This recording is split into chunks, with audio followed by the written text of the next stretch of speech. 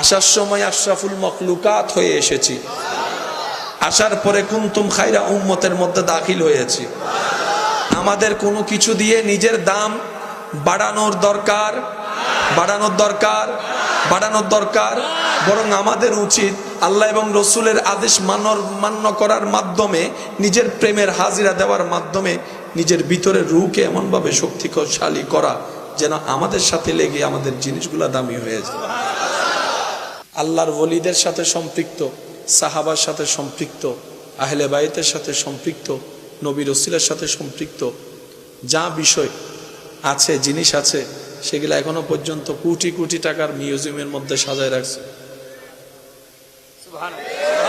জিনিস দিয়ে দামি হওয়ার কোনো দরকার, আমরা দামি হয়ে এসেছি। আমি সবার মনোযোগ চাচ্ছি, আমরা দামি হয়ে এসেছি, আল্লাহ আমাদেরকে দামি বানিয়ে পাঠিয়েছেন। কিন্তু আফসোসের বিষয়, আমরা আমাদের ব্যর্থতার কারণে নিজের দাম, নিজের মূল্য, নিজের সম্মান আমরা ধরে রাখতে জানি নাই। নিজের জীবন চরিত্রের দিকে চোখ বন্ধ করে একটু তাকালেই দেখবেন, আপনি আমার এক কথার সাথে একমত পোষণ করবেন, আল্লাহ ইজ্জত দিয়েছে, আমরা ইজ্জত রাখতে জানি নাই। তার হাজারটা কারণের একটা কারণ দেখেন, মনে রাখবেন, পৃথিবীর নিয়ম হচ্ছে, যেখানে আপনি একবার দুনিয়াবি বিষয়ে মাথা নিচু করে ফেলবেন, ওই ব্যক্তির সামনে, ওই জায়গায় আপনি আর মাথা উঁচু করে কখনো কথা বলতে পারবেন না, কারণ আপনি একবার মাথা নিচু করেছেন।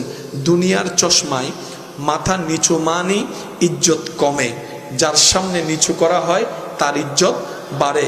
কিন্তু রবের দরবার এমন একটা মহান দরবার, আপনি নামাজের মাধ্যমে যত সিজদা দিতে দিতে মাথা ঝুঁকাবেন, রব্বুল আলামিন আপনার চতুর্দিকে ইজ্জত বাড়াই দিতে থাকবে, মর্যাদা বাড়াই দিতে। নিজের দিলে হাত রেখে বলেন, ওই দরবারে কতবার দিল থেকে সিজদা দিয়েছি, কতবার কপালের সিজদা দিয়েছি, কতবার সিজদাই দিই নেই।